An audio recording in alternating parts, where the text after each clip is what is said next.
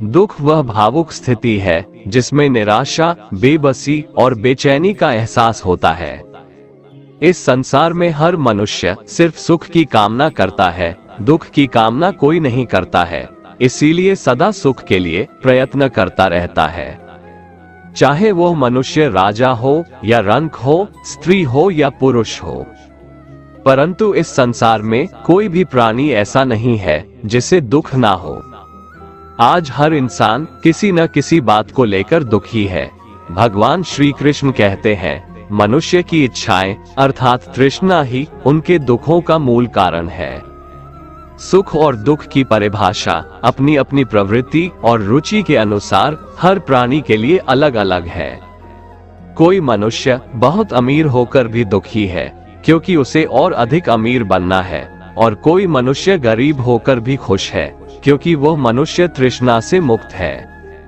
एक साधु पुरुष को दूसरों को सुखी देखकर सुख मिलता है, दूसरों की सहायता करके वह खुश होता है, और एक नीच प्रवृत्ति वाला मनुष्य को दूसरों को दुखी देखकर सुख मिलता है।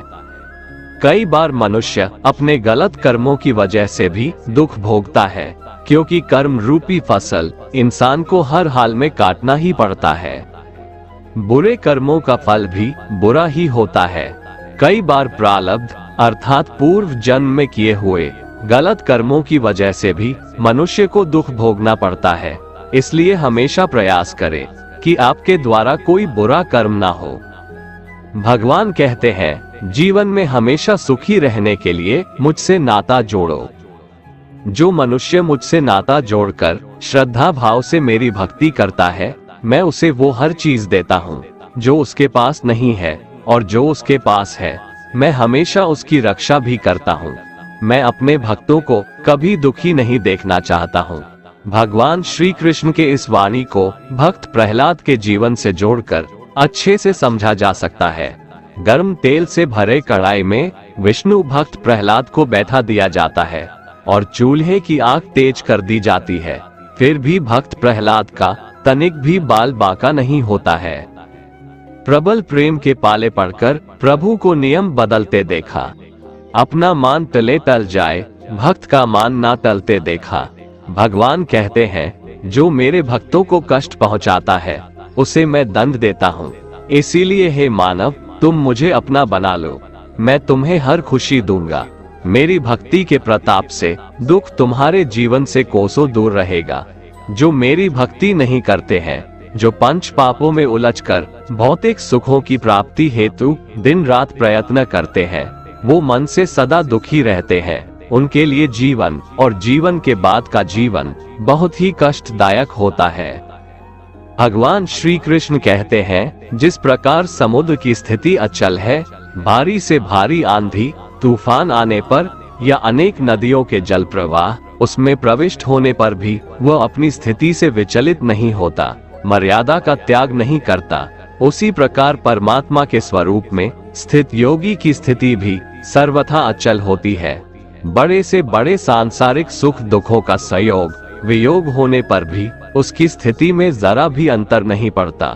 वह योगी परमात्मा में नित्य निरंतर अटल और एकरस स्थित रहता है।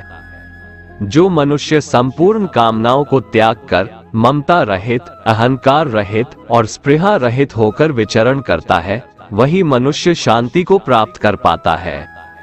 भगवान कहते हैं, मन की शांति से बढ़कर इस संसार में कोई भी संपत्ति नहीं है। जिस व्यक्ति ने इंद्रियों पर विजय पा लिया है, जिसने अपना सब कुछ परमात्मा को सौंप दिया है, वैसा ज्ञानी मनुष्य समस्त दुखों और चिंताओं से आजाद रहता है। दुख आने का एक महत्वपूर्ण कारण मनुष्य का मोह भी है। मोह बुद्धि का अज्ञान होता है, और इसी अज्ञान के कारण मनुष्य भौतिक आकर्षण में फंस जाता है। वो जानता नहीं कि देह तथा समस्त भोग नश्वर है। जब मनुष्य सत, असत, नित और अनित के बीच का भेद जान जाता है, तब वह निराशक्त हो जाता है। उसे किसी भी चीज का आकर्षण नहीं रह जाता है। तब वह मनुष्य परम सुख की अनुभूति पाता है। मनुष्य के दुखों का मूल कारण उसकी खुद की आशाएं और इच्छाएं होती है। मनुष्य की इच्छाएं काफी प्रबल होती है, और जब मनुष्य की इच्छा के अनुरूप कार्य नहीं होता है तो उसका मन दुखी होता है। अगर मनुष्य अपने इच्छाओं का त्याग करे तो उसके जीवन में सुख के अलावा और कुछ नहीं होगा। दोस्तों, अगर आपको हमारा ये वीडियो पसंद आया तो कमेंट में जय श्री राधे कृष्ण लिखें और ऐसे ही प्रेरणादायक वीडियो देखने के लिए हमारे चैनल को सब्सक्राइब कर लें। जय श्री राधे कृष्ण।